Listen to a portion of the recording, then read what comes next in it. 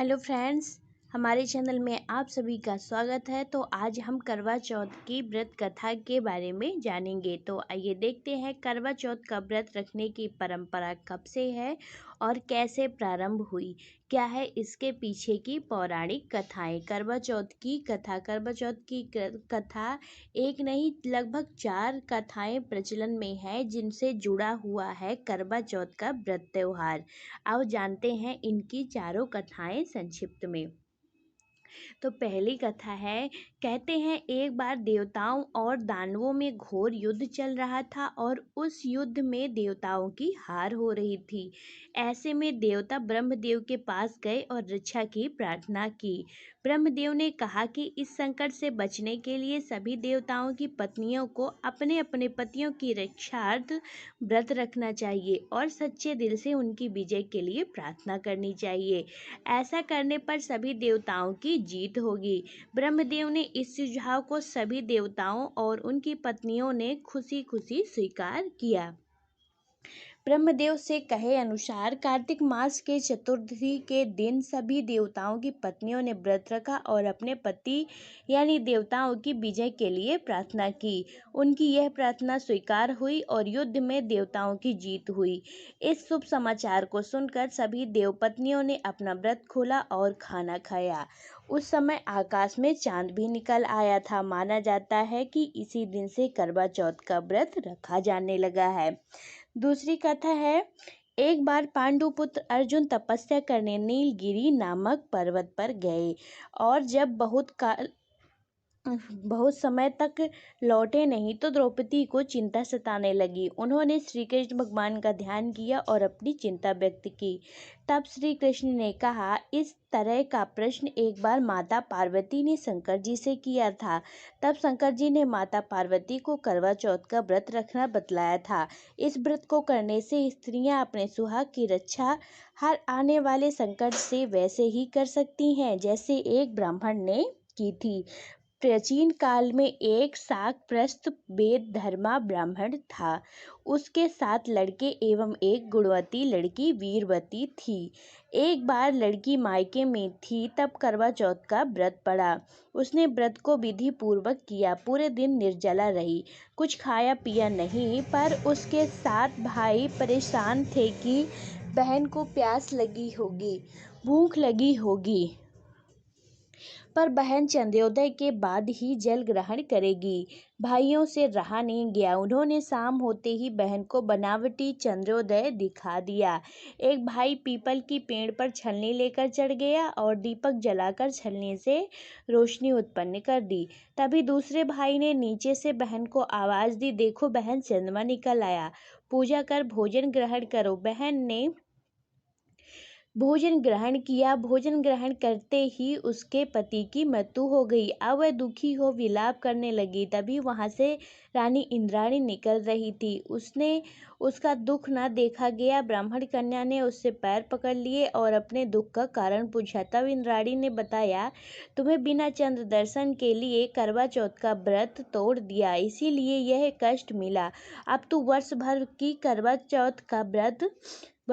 चौथ का व्रत नियम पूर्वक करना तो तेरे पति जीवित हो जाएंगे। उसने इंद्राणी के कहे अनुसार चौथ व्रत किया तो पुनः सौभाग्यवती हो गई। यह कथा सुनकर द्रौपदी ने यह व्रत किया और अर्जुन सकुशल मनोवांछित फल प्राप्त कर वापस लौट आए। तभी से अपने अखंड सुहाग के लिए हिंदू महिलाएं करवा चौथ व्रत रखती हैं। तीसरी कथा प्राचीन काल की बात है कि एक साहूकार के 7 बेटे और उसकी एक बहन करवा थी। सभी सातों भाई अपनी बहन से बहुत प्यार करते थे।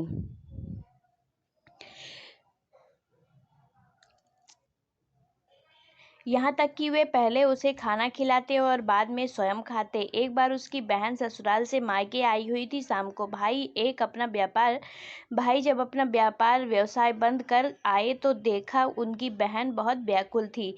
सभी भाई खाना खाने बैठे और उस बहन से भी खाने का आग्रह करने लगे, लेकिन बहन ने बताया कि उसका आज चौथ का निर्जल व्रत है। वह खाना सिर्फ चंद्रमा को देखकर उसे अर्घ्य देकर ही खा सकती है। चूंकि चंद्रमा अभी तक निकला नहीं है, इसीलिए वह भूख प्यास से व्याकुल हो रही है। सबसे छोटे भाई को अपनी बहन की हालत देखी नहीं जाती। वह दूर पीपल के पेड़ पर एक दीपक जलाकर चलने की ओट में रख देता है। दूर से देखने पर वह ऐसा प्रतीत होता है कि जैसे चतुर्थी का चांद उदित हो गया है।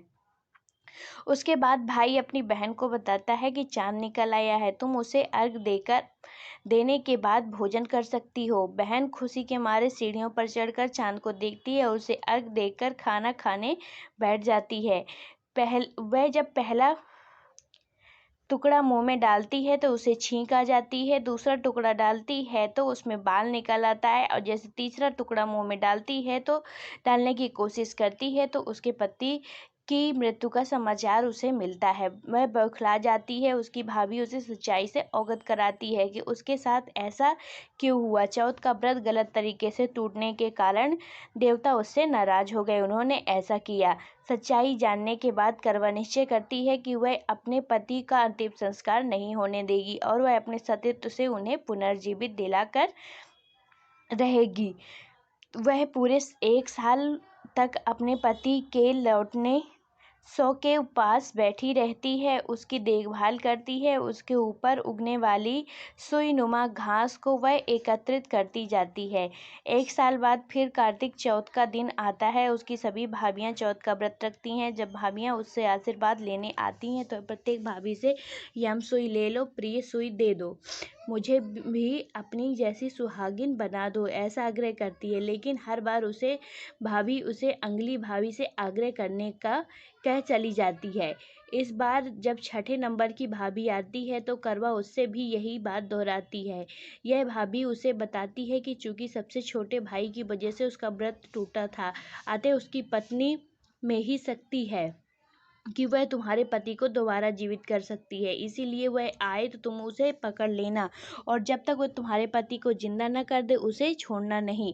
ऐसा कह वह चली जाती है।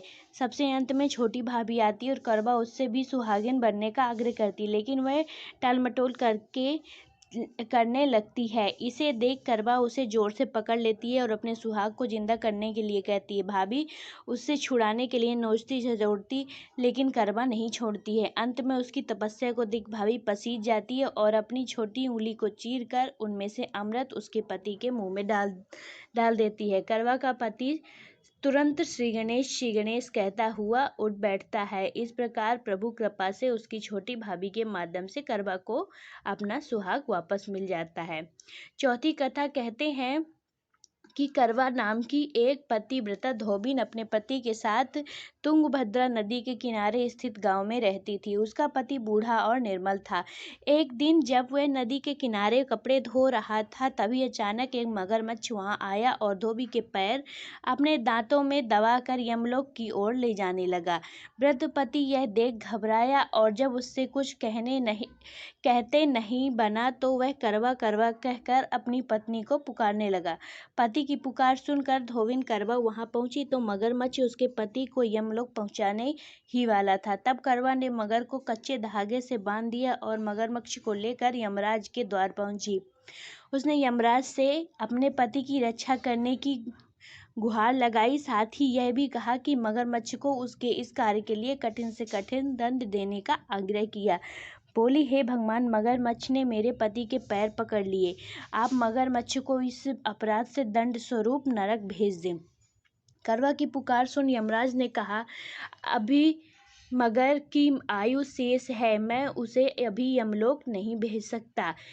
इस पर करवा ने कहा, अगर आपने मेरे पति को बचाने में मेरी सहायता नहीं की तो आपको श्राप दे दूंगी, मैं नष्ट कर दूंगी। करवा का साहस देख यमराज भी डर गए और मगर को यमपुरी भेज दिया। साथ ही करवा के पति को दीर्घायु का वरदान दिया।